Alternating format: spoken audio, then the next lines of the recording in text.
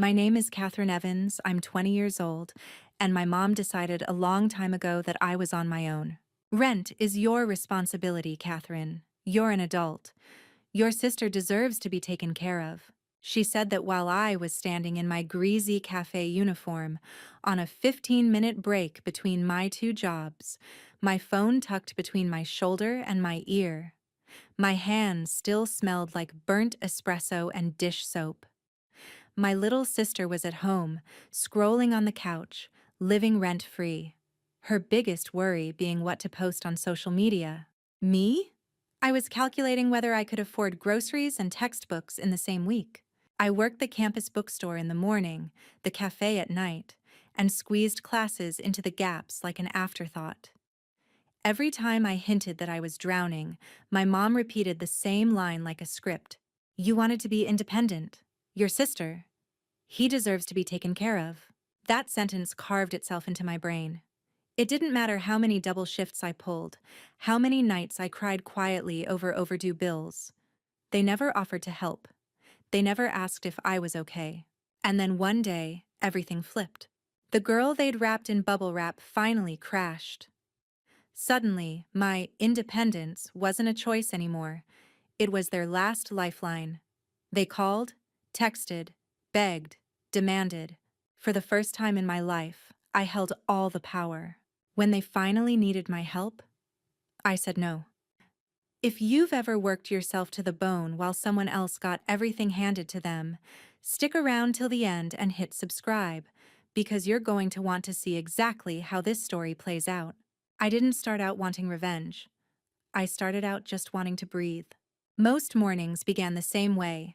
The alarm at 5:45 a.m., my hand-slamming snooze, the familiar ache in my back, reminding me of last night's closing shift.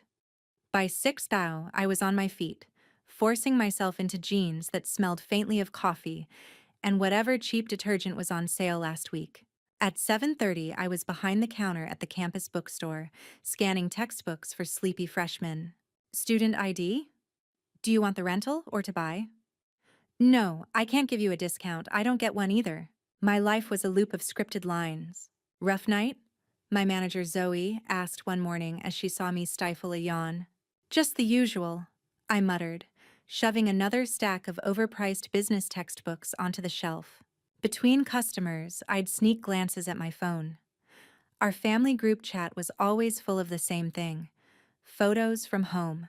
A new latte with whipped cream and caramel drizzle. My sister showing off her self-care day. A mirror selfie in a new outfit with the caption, "Thanks, Mom." A boomerang of her feet in the passenger seat of a car. Road trip with Dad. I scrolled in silence, thumb hovering over the screen. No one had asked how my midterms were going. No one had asked how many hours I was working this week. No one had asked if I'd eaten. By noon, my shift ended. I grabbed a protein bar from my backpack, lunch, and speed walked to class. I sat in the back row, my eyelids heavy, my laptop screen filled with lecture slides that all blurred together into one long, exhausting paragraph. During a 5-minute break, I opened my banking app. My stomach clenched. 4213 in my checking account. Rent was due in 4 days. I swallowed the panic and kept scrolling. Then I saw it. A notification from my sister's Instagram. A new post. She was in our parents' kitchen, grinning, holding up keys. Mom and Dad said they don't ever want me to worry about money while I'm finding myself. My home, my safe place. I'm so blessed. There were balloons in the background. A cake on the counter. My old bedroom, my former bedroom, was now her content room, strung with fairy lights. I stared at the screen until my vision stung. At 4:30 p.m., I clocked in at the cafe across town. The air smelled like roasted beans and burnt milk. The line was already out the door. Large iced caramel, 2 pumps vanilla, oat milk, extra caramel on top. Someone shouted over the noise. Coming right up, I said automatically. A group of students laughed in the corner, complaining about their crazy 15-hour workloads. I thought about my 35 hours between 2 jobs, plus classes, plus assignments, plus the quiet, suffocating fear of one unexpected bill. Around 7 p.m., during a lull, I finally got a text from my mom. "Mom, just checking in on you. You're doing okay, right?" I stared at the message, heat rising in my chest. "Me, I'm exhausted. Rent's due soon, and I'm not sure I can cover it. Can we talk?"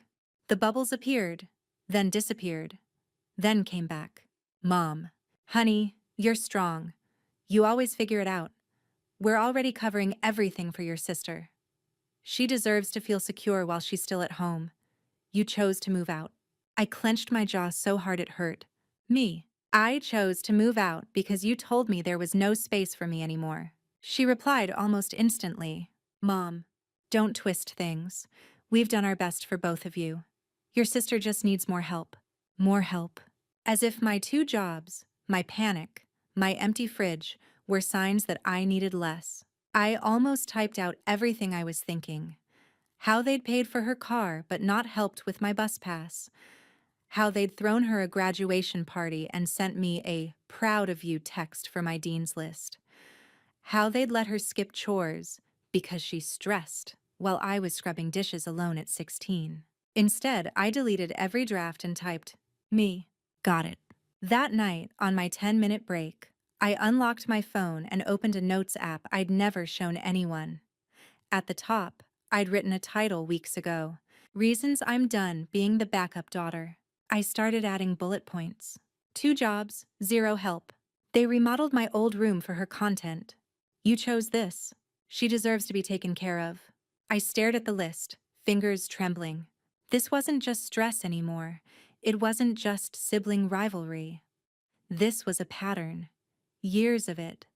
And for the first time, the thought slipped into my mind like a whisper. What would happen if I stopped being their safety net? If you've ever wondered how long you're supposed to be the strong one before something inside you finally snaps, you already know where this is going. The call that changed everything didn't happen because I planned it. It happened because my mom pushed the wrong button at the wrong time. It was a Tuesday night. I'd just finished a closing shift at the cafe. My feet hurt. There was syrup on my arm, and some guy had yelled at me because we were out of oat milk. I was one loud noise away from crying in the walk-in fridge. As I stepped out into the cold air behind the cafe, my phone buzzed. "Mom?" I almost let it go to voicemail. Instead, I pressed accept. "Hey," I said, voice flat. "Catherine, finally. I've been meaning to talk to you," she chirped. It always amazed me how cheerful she sounded when my life was in shambles. "What's up?" I leaned against the brick wall, staring at the dumpster, trying not to think about the smell. "So," she began, "your sister wants to sign up for this photography retreat. It's in another state, but she's really excited. We're going to help her with the fee, but money is a little tight right now, so we were thinking—" There was a sharp buzzing in my ears. I already knew where this was going. "Nick, we were thinking, maybe you could help a little? Chip in? You know, as her big sister. Be supportive." I laughed. Actually laughed. It came out harsher than I intended. You're asking me to pay for her retreat?" I said, incredulous. "I'm behind on my rent." "Oh, don't be dramatic," she replied. "It's just a couple $100. You can pick up an extra shift or two. You always manage." A couple $100. That was half my rent. "Mom," I said slowly, "I am barely making it as it is. I work 2 jobs. I'm behind on assignments. I'm living off instant noodles. And you want me to help pay for her little vacation?" "It's not a vacation," she snapped. "It's an opportunity. You got to go away for college. She never got that. It's only fair." "Fair?" My voice rose. "You think anything about this is fair?" The words I'd swallowed for years started forcing their way out. "Fair would have been you helping me when I was choosing between books and food. Fair would have been you letting me keep my room instead of turning it into her studio. Fair would have been you not telling me at 18, 'You're grown, figure it out,' while she's 20 and still living at home rent-free." "Watch your tone, young lady," she snapped. "We did what we had to do. You were always strong. She's not. She deserves to be taken care of. There it was again. That line. Like a knife sliding between my ribs. Do you even hear yourself? I asked quietly. Do you realize how it sounds when you say she deserves to be taken care of, like I don't? Silence. Then, you're twisting my words. We've given you so much. We helped you with your first semester's books. You gave me a used laptop and told me I'd gotten too big for this house when I asked about staying one more year. I cut in. You told me it was time to stand on my own. So I did. Now you want me to stand on my own and carry her weight too? She's sensitive, Catherine. You know that. And I'm what? A workhorse? My throat burned. I pulled straight A's. I got scholarships. I took every extra shift. Did you ever once say, "Hey, how about you take a break? We've got you"? No. But she cries once over a bad grade, and you leap to fix it. Don't make this a competition, Mom said sharply. We love both of you. Then name 3 things you've done for me in the past year, I shot back, that weren't just telling me how proud you are via text. The silence this time was heavier. I'm not going to play these games, she finally said. Your sister needs support. Family helps family. No, I said, my voice steady in a way that scared me. Family helped one child and told the other to grow up. And now that the grown-up might say no, suddenly it's about loyalty? Catherine, don't you dare! I'm not sending a cent, I said. I'm not picking up extra shifts so she can go find herself while I'm losing myself. You are being selfish, Mom hissed. After everything we've done, this is how you repay us? She looks up to you. If she looks up to me, then maybe it's time she learns what standing up for yourself looks like, I replied. There was a sharp inhale on the other end, like I'd slapped her. If you hang up this phone right now, she said quietly, don't expect us to come running when you need something. I almost laughed again. When I needed something, you made sure I knew I was on my own, I said. I got the message loud and clear years ago. And then I did it. I hung up. My thumb hovered over the screen for a second afterward, the call-ended notification glaring at me. My heart raced, my hands shook, and the alley behind the cafe suddenly felt too small. I opened my notes app again and added a new line. Tonight, I stopped begging to matter. Was it harsh? Maybe. Was it overdue? Absolutely. People talk about the moment they finally snapped, like it's some explosive event. Mine was quieter, colder. It wasn't screaming. It was deciding. Deciding that if they could live with their choices, so could I. After that call, the silence from home was deafening. No more group chat updates. No more proud of you texts. No more passive-aggressive reminders that my sister needed me. For a week or two, I went on autopilot. Class, bookstore, cafe, collapse, repeat. But the anger that had once felt like acid in my veins slowly cooled into something sharper. Clarity. One night, around 2 a.m., after finishing an essay I barely remembered writing, I opened my banking app again. Same depressing numbers, same anxious knot in my stomach. Then I opened another tab I rarely touched, a savings account with a pathetic balance I'd been squirreling away bit by bit. Tips here, a scholarship refund there. It wasn't much, but it was mine. For years, every extra dollar had gone toward survival. Rent, food, books. I'd never even considered using it for anything that wasn't strictly necessary. But necessary had started to feel like a prison. I thought about my sister at home, movie nights, takeout, a room she didn't pay for, and me, counting coins for laundry. I thought about my mom's voice. You chose this. No, I thought, you pushed me into this. The next morning, on my break between classes, I sent a text to my friend Maya. Me. Crazy idea. Road trip next month? Just a weekend. Beach. Cheap motel. Ramen and bad decisions. Maya. Lowell, are you serious? I thought you were married to your double shifts. I stared at the screen. My thumb hovered. Me. I'm serious. I need to remember what it feels like to do something that isn't just surviving. Within hours, we had a plan. 3 friends, 1 beat-up car, A two-night stay at the cheapest motel we could find within driving distance, and enough snacks to fuel a small army. When the weekend finally came, I almost backed out. My anxiety screamed, what if your hours get cut? What if an emergency comes up?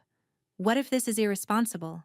Then another voice, quieter but steadier, said, what if it's the first right thing you've done for yourself in years? We left at dawn. The sun wasn't even up yet when Maya pulled up in front of my apartment, music blasting, trunk already stuffed with backpacks and junk food. You sure about this? She asked as I climbed in. No, I admitted, but I'm doing it anyway. The drive was messy and loud, off-key singing, terrible gas station coffee, and arguments over which playlist to use. For the first time in a long time, my laughter didn't feel forced. At some point, I opened my camera and took a selfie. Hair a mess, sunglasses crooked, a rare, genuine smile on my face. I stared at it for a long moment.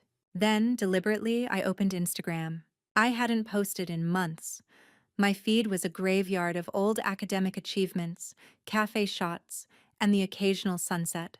I typed a caption, working 2 jobs isn't glamorous, but sometimes you get to spend your hard-earned money on something that's just for you. No guilt, no permission needed. I hesitated before hitting share, knowing exactly who would see it. We reached the beach just before sunset. The sky burned orange and pink, the waves loud and relentless. I no bandan kong takan dai, nen min gyu ratangan va tap trung vao han jong. We kicked off our shoes and ran toward the water like kids. The shock of the cold waves hit my ankles, then my knees, and I laughed, really laughed, until my chest ached. Later that night, back at the motel, my phone buzzed. Mom, looks like you have money for trips now. There it was. No, how are you? No, I saw your post. Looks fun. Just accusation. Me. I paid for this with my own money, from my own jobs. Like everything else. She replied almost instantly, Mom, if you have extra for that, you could have helped your sister. I stared at the glowing screen in the dark motel room. My friends were asleep, the air conditioner rattling softly. I thought about all the times I denied myself even small pleasures because I felt guilty. Because there was always some unspoken rule that my job was to sacrifice. I typed slowly. Me. I'm done being responsible for everyone's happiness but my own.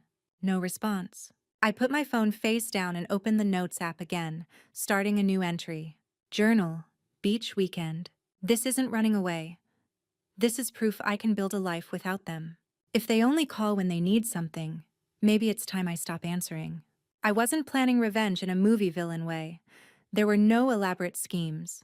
Just one decision at a time, saying yes to myself, saying no to them. I didn't know it yet, but this trip was the last time I'd feel even a little guilty about that. Because when I got back, they wouldn't be asking for a couple $100s anymore. They'd be asking for everything.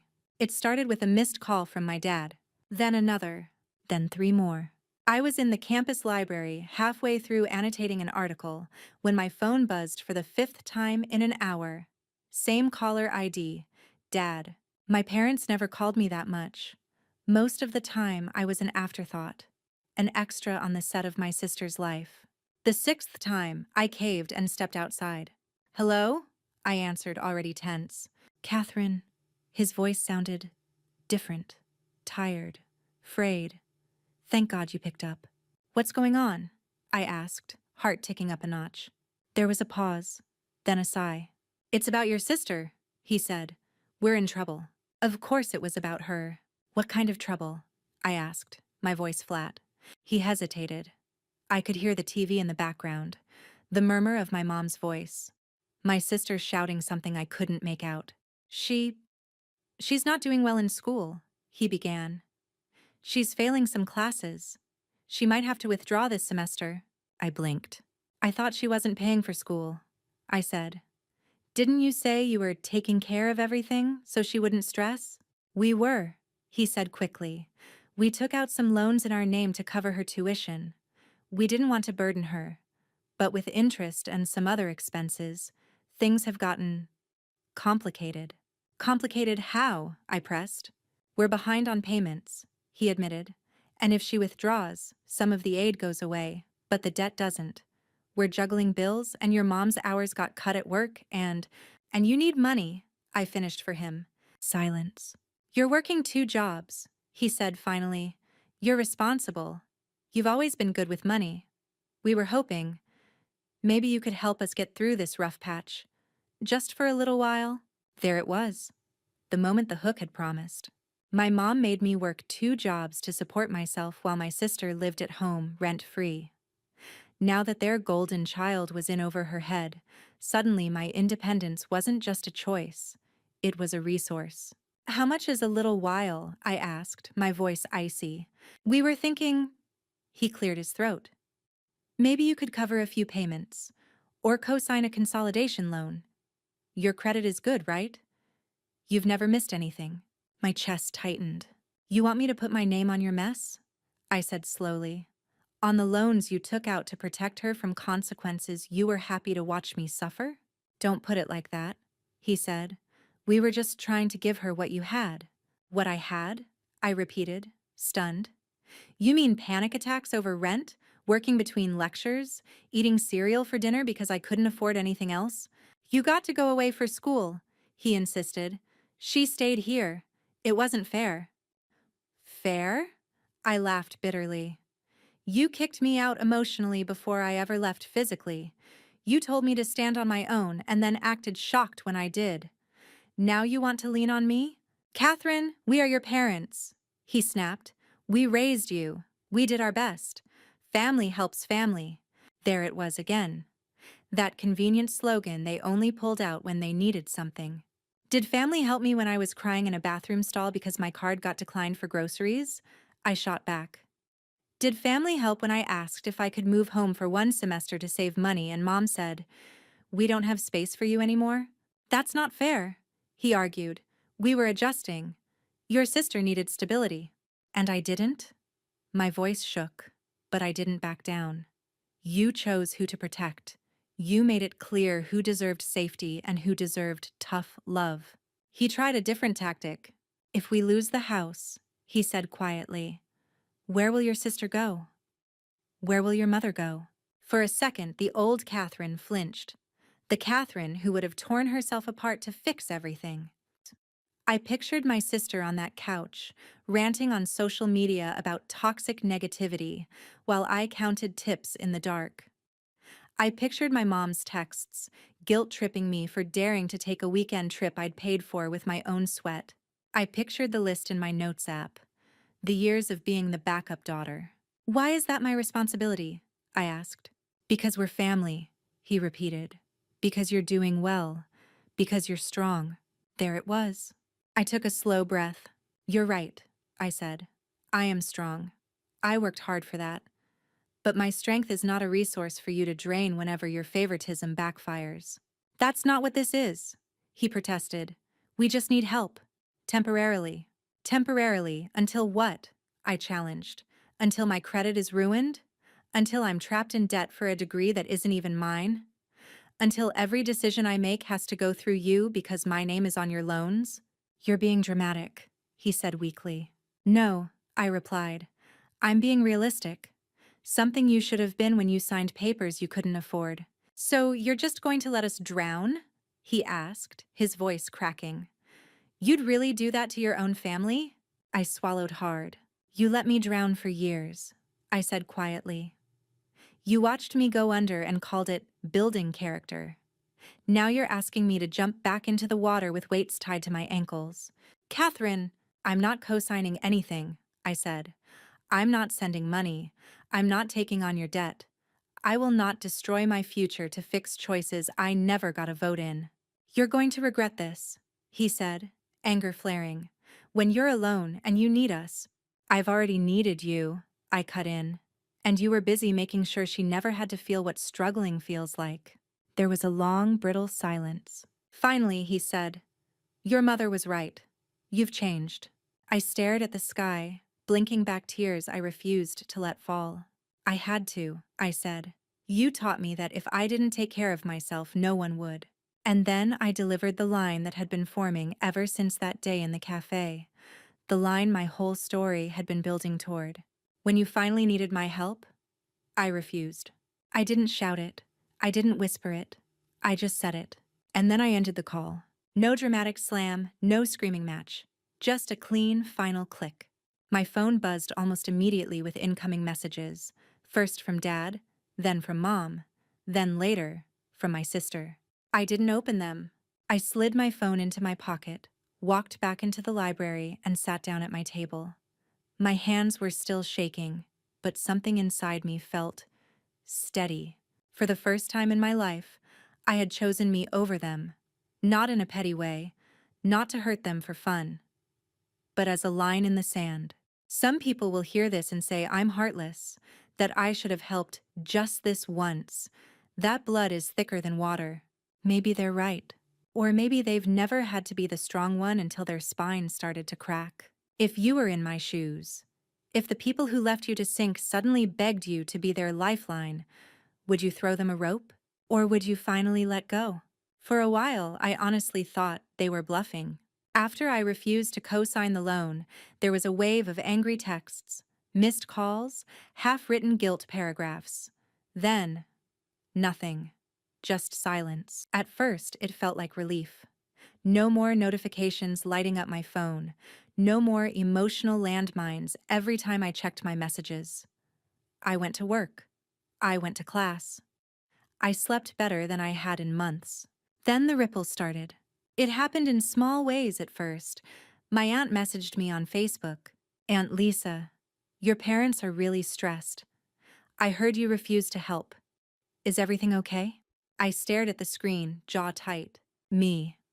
They've had my help for years. They just didn't notice because it wasn't money in their accounts. She left me on red. A week later, a cousin DM'd me.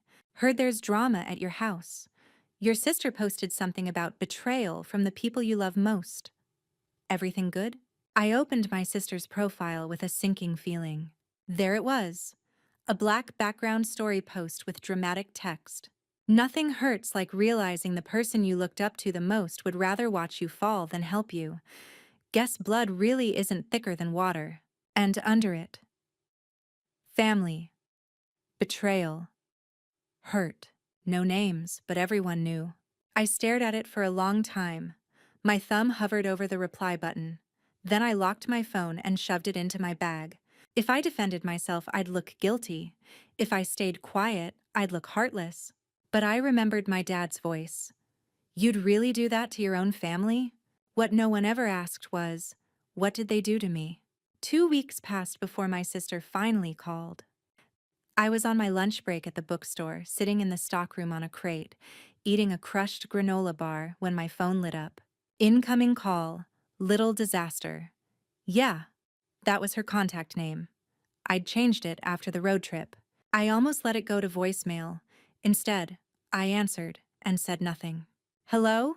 She said after a second. Her voice sounded smaller than I remembered. Kat? Yeah, I said. I'm here. Silence, then a sniffle. So that's it, she blurted. You're just cutting us off? Letting everything fall apart? I closed my eyes, exhaled slowly. Nice to hear from you too, I said. She ignored that. You know they might lose the house, right? She continued, words tumbling over each other. They're fighting all the time. Dad's been snapping at everyone. Mom's crying like, every night. They're drowning and you're just living your life like nothing's happening. I pictured the house I'd grown up in, the kitchen where I learned to make boxed mac and cheese, the hallway where my childhood photos had slowly been replaced with her graduation shots and candid selfies. I didn't sign any of those loans, I said quietly. I didn't tell anyone to take on debt they couldn't afford. Wow, she said, voice sharp now. You really don't care, do you? That hit me harder than I wanted it to. You think I don't care? I repeated. I care so much it's been suffocating me for years. I cared when they told me there was no space for me at home. I cared when I had to work 2 jobs to survive while you were on the couch.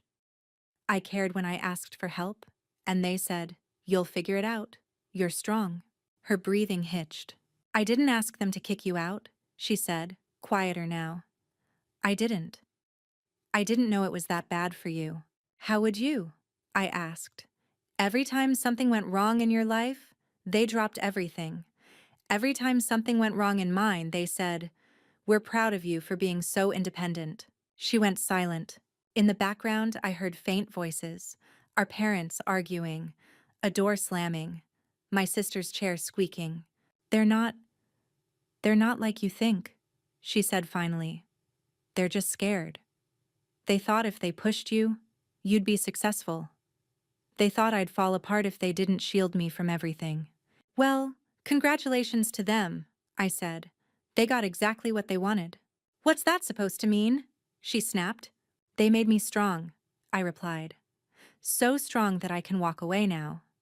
And they made you so dependent that the first time life hits you, you don't know how to stand up. Silence. Heavy, offended, wounded silence. That's not fair, she whispered. Fair? I repeated. You know what's not fair? Sitting in a freezing apartment because I couldn't afford heating while you posted cozy nights at home with a new throw blanket and a latte Mom made you. That's not my fault, she burst out. I didn't tell them not to help you. I know, I said. This isn't about blaming you for their choices. But you're an adult now. You're old enough to see the pattern. She sniffed again. Her voice was breaking. I'm going to have to get a job, she said, like it was a death sentence. Dad said if I'm not in school full-time, I have to help with bills. I don't know how to do that, Kat. I don't know how to live like you do. There it was. For a moment, the part of me that used to rush in and fix everything stirred. I imagined sending her money, letting her crash on my couch, walking her through budgeting.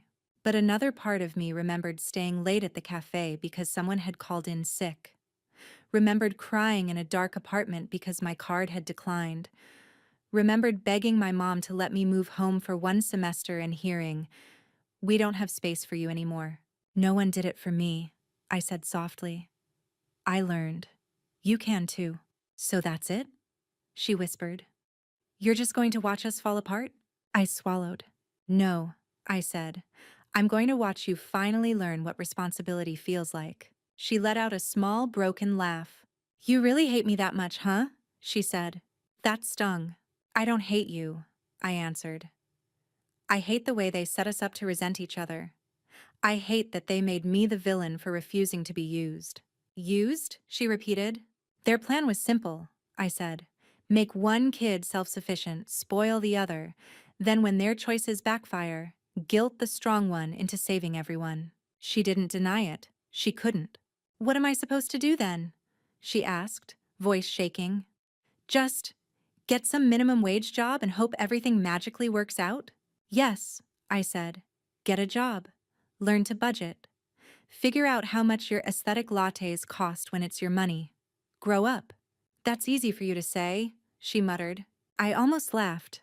Nothing about any of this has been easy, I replied. You think I liked working double shifts instead of going out? You think I enjoyed skipping meals? You think I didn't cry? The only difference between us is no one swooped in to cushion my fall. So you're just going to let me hit the ground? She whispered. No, I said quietly. I'm going to let you hit the ground and stand back up on your own. She was silent for a long time. What if I fail? She finally asked, so quietly I almost didn't hear it. You will, I said honestly. Everyone does at some point. But if I save you now, you'll never learn how to handle failing.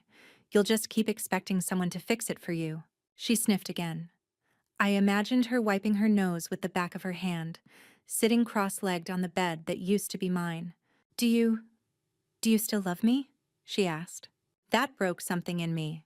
Yes, I said, without hesitation. But I love me too. And for once, I'm choosing me. I could feel her breathing on the line, like a wounded animal trying to decide whether to bite or collapse. Okay, she whispered finally. Okay, I'll figure it out. I know you can, I replied. You're smarter than they made you believe. They treated you like glass, but you're not. You're just out of practice. She let out a shaky breath.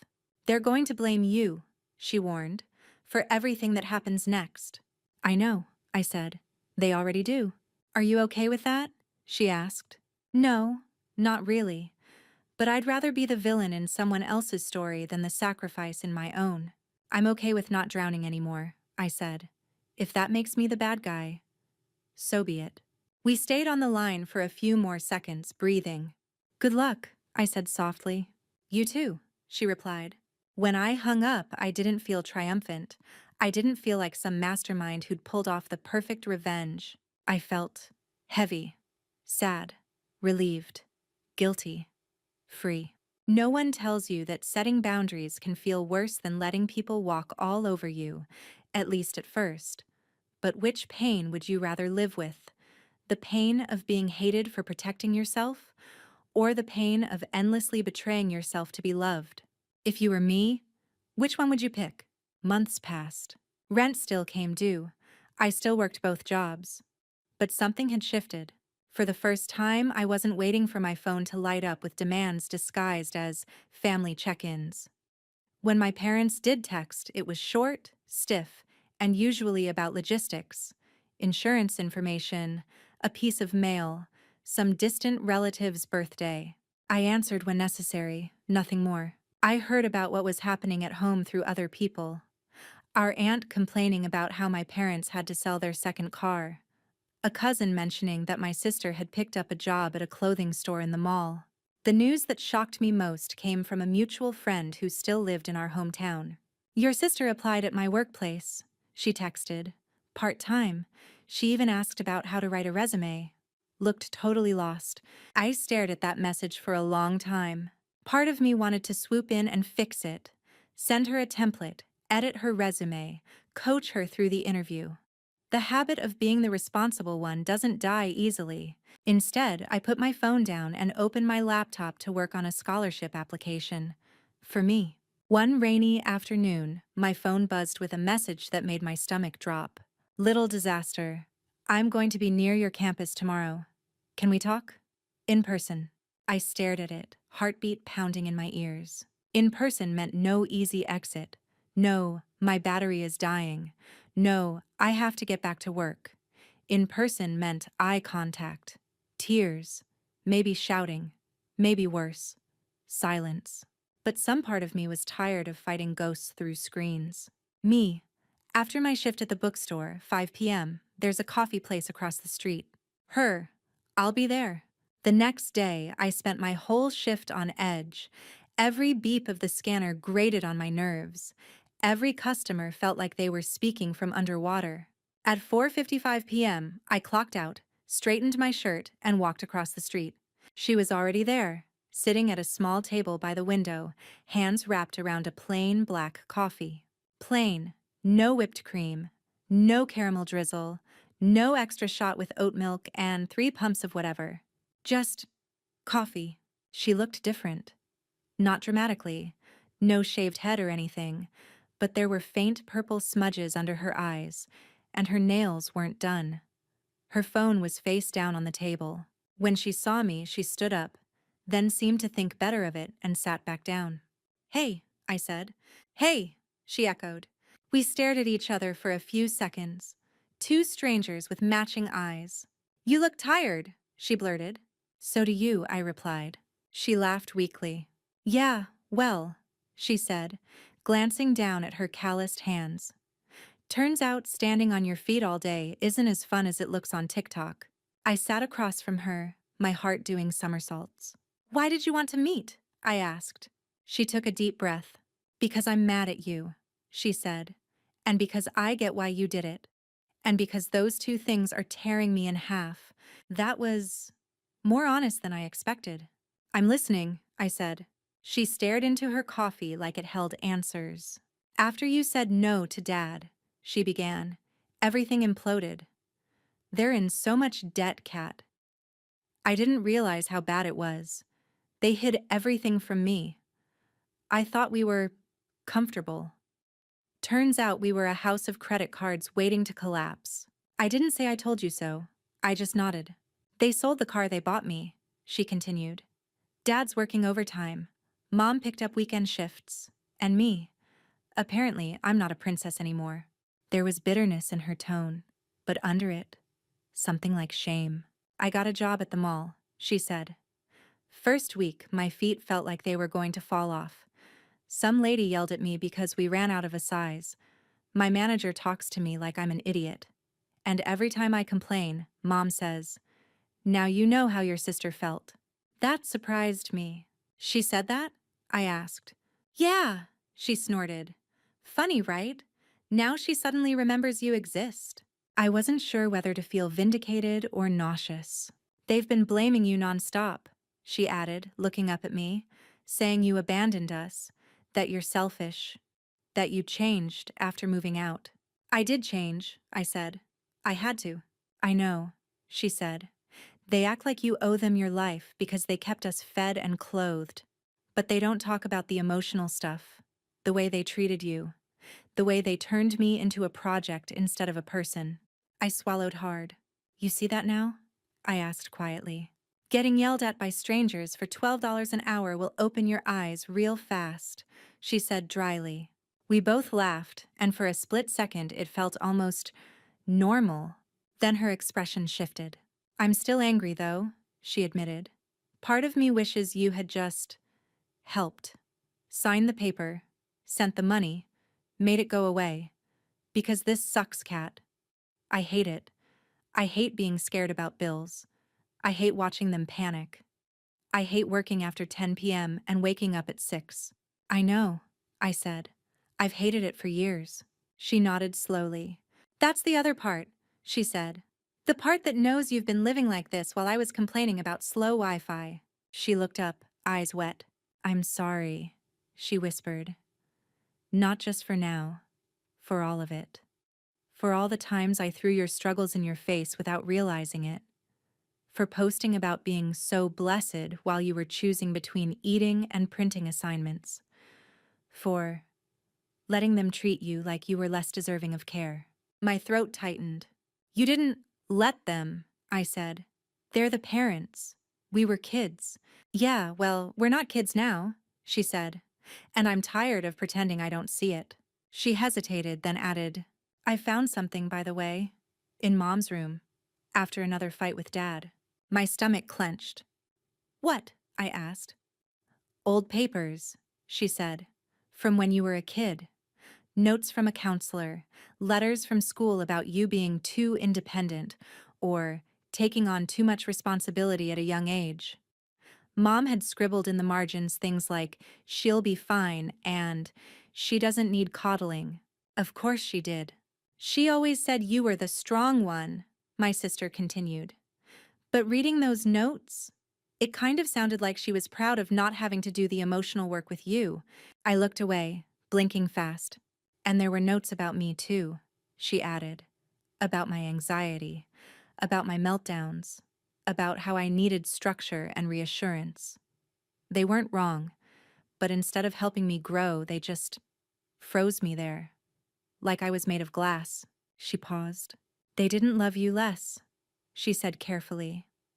They just loved you in a way that hurt you, and they loved me in a way that crippled me. The truth of that sat between us like a third person at the table. So where does that leave us? I asked. She took a deep breath. I don't want to keep being their shield, she said, or their pawn, or their excuse. I don't want them to keep weaponizing your strength against you. And I don't want to keep hating you because it's easier than admitting they messed up. Me either, I said. She looked me dead in the eye. I can't ask you to rescue us, she said. I won't. Not anymore. But I don't want to lose you either. For a second, the little girl version of her flashed in my mind. The one who used to crawl into my bed after nightmares, before we learned the script of strong child and fragile child. I don't want to lose you, I admitted. But I'm not going back to being the emergency fund they didn't pay into. Good, she said. You shouldn't. That surprised me. I thought you said you were mad I didn't help, I said. I am, she replied. But I'm more mad that it ever got to the point where helping meant ruining your life. That's not on you. That's on them. We sat in silence for a moment, listening to the hiss of the espresso machine, the murmur of other people's conversations. So what now? I asked. She shrugged. Now I keep working, she said. I pay my share. I figure out what I want that isn't just whatever looks good online. I mess up. I learn. I stop expecting someone to save me. She looked at me, eyes searching. And you keep your boundaries. You don't sign anything for them. You don't jump every time they call. You keep building your life. Separate from them? I asked. She considered that. Separate from their control, she clarified. Not necessarily separate from me, if you don't want that. I let out a breath I didn't know I'd been holding. I'd like that, I said. Having a relationship that isn't just me resenting you and you resenting me for resenting you. She smiled faintly. Deal, she said. Sisters, but with boundaries. We both laughed quietly at that. Do they know you're here? I asked. She snorted. Mom told me not to lower myself by begging you, she said. Dad said if I came, I should convince you to do the right thing. And did you plan to? I asked. She shrugged. Maybe at first, she admitted. But seeing you, hearing you, I can't unhear what you went through. I won't pretend it doesn't matter just because it's inconvenient. That was the twist I hadn't seen coming. Not some dramatic revelation of a secret fortune or a hidden betrayal. Just this. The realization that my revenge wasn't some grand act of cruelty. It was simply this: refusing to carry burdens that were never mine, refusing to rescue people from consequences they chose, refusing to keep playing a role that was killing me. And the unexpected side effect? It forced everyone else to finally grow up. We finished our drinks in silence. As we stood to leave, she hesitated. Can I hug you? She asked.